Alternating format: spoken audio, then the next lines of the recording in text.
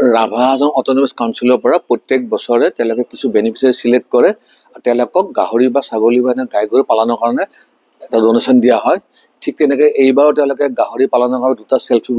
কৰিছিল গৰুৰ বাবে আৰু দুটা চেল্ফ লৈছিল গাহৰিৰ বাবে তেওঁলোকে আজি 5 দিনৰ প্ৰশিক্ষণৰ অন্ত হ'ল আৰু আজি অন্ত হোৱাৰ লগে লগে তেওঁলোকে প্ৰত্যেকটো গ্ৰুপকে ইণ্ডিভিজুৱেলি এটাকৈ গাই গৰু আৰু গাহৰিটো আজি দিয়া নহ'ল কেলে গাহৰি বেমাৰ চলি আছে সেইকাৰণে এতিয়া সদ্যহতে গাহৰিটো দিয়া নহ'ল কিন্তু গৰু পালনৰ যিটো চেল্ফ হেল্প গ্ৰুপ আছিল তেওঁলোকক গৰুখিনি দিয়া হয় লগত তেওঁলোকক মেডিচিনো দিয়া হ'ল বাচন বৰ্তনো দিয়া হ'ল চাপৰো দিয়া হ'ল আমি যোৱা 5 দিন ধৰি সেইখিনি পালকক আমি গাই প্ৰশিক্ষণ দিছিলোঁ কেনেকৈ গাই গৰু বৈজ্ঞানিকভাৱে পালন কৰিব লাগে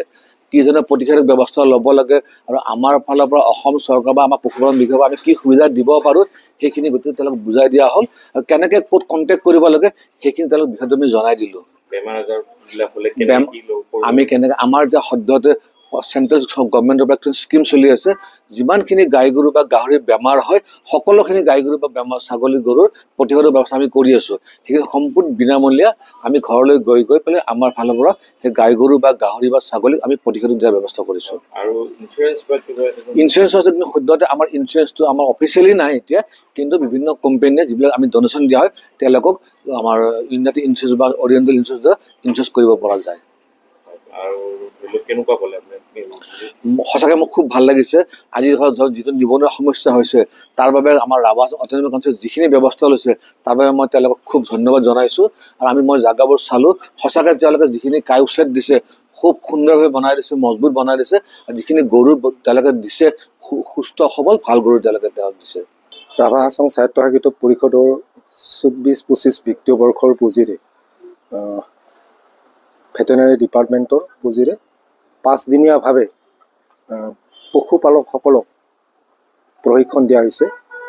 দুগ্ধ পালন আৰু গাহৰি পালনৰ কাৰণে প্ৰশিক্ষণ দিয়া হৈছে আৰু তেওঁসকলক প্ৰশিক্ষণৰ পিছত সকলোকে বেনিফিচিয়াৰী দিয়া হৈছে দুগ্ধ পালনসকলক মানে উন্নত জাতৰ গাই প্ৰদান কৰা হৈছে আৰু যিসকল গাহৰি পালক আছে তেওঁসকলক মানে দুটাকৈ ছ'চাইটি গাহৰি পালক আহিছে ইয়াত প্ৰশিক্ষণ ল'বলগীয়া আৰু দুটা গোপালক ছ'চাইটি আহিছে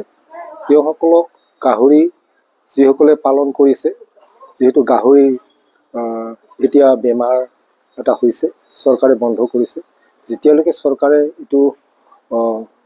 খোলা নিদিয়ে তেতিয়ালৈকে তেওঁলোকক গাহৰিটো প্ৰদান নকৰিব খোলা দিয়াৰ পিছত তেওঁলোকক ঘৰত গৈ অৰ্থাৎ ফাৰ্মত গৈ তেওঁলোকক প্ৰদান কৰিব আৰু যিসকল ৰাভা হাছং এলেকাত বসবাস কৰা সকলোবোৰ জাতি জনগোষ্ঠী পিছপৰা জাতি জনগোষ্ঠী নিবনুৱাসকলক আগবঢ়াই লৈ যোৱাৰ কাৰণে অৰ্থনৈতিক দিশত তেওঁলোকে যাতে জীৱন জীৱিকাৰ পথত আগবাঢ়ি যাব পাৰে তাৰ প্ৰতি লক্ষ্য ৰাখি আমাৰ মাননীয়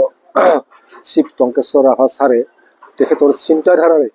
যাতে আমাৰ নিবনুৱা সমস্যা সমাধান হয় বা কিছু হ'লেও আমাৰ নিবনুৱাসকলে আৰ্থিকভাৱে স্বাৱলম্বী হ'ব পাৰে তাৰ প্ৰতি লক্ষ্য ৰাখি এনেকুৱা বেনিফিচিয়াৰী ব্যৱস্থা এটা লোৱা হৈছে আৰু প্ৰশিক্ষণৰ যোগেদি তেওঁসকলে যাতে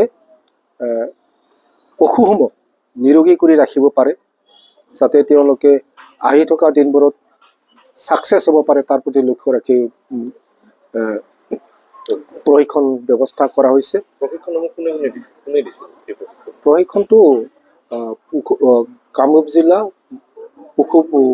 চিকিৎসালয় ডিপাৰ্টমেণ্টৰ ফালৰ পৰা তেওঁলোকক সবল ব্যক্তি হিচাপে তেওঁলোকে ইয়াত প্ৰশিক্ষণ দিবৰ কাৰণে আহিছে সকলো ধৰণৰ প্ৰশিক্ষণ প্ৰদান কৰা সকলো ধৰণৰ যে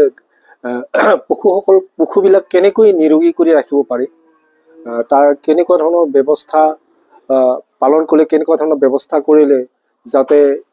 আমি লাভান্বিত হ'ব পাৰোঁ তাৰ বিষয়ে প্ৰশিক্ষণ দিয়া হৈছে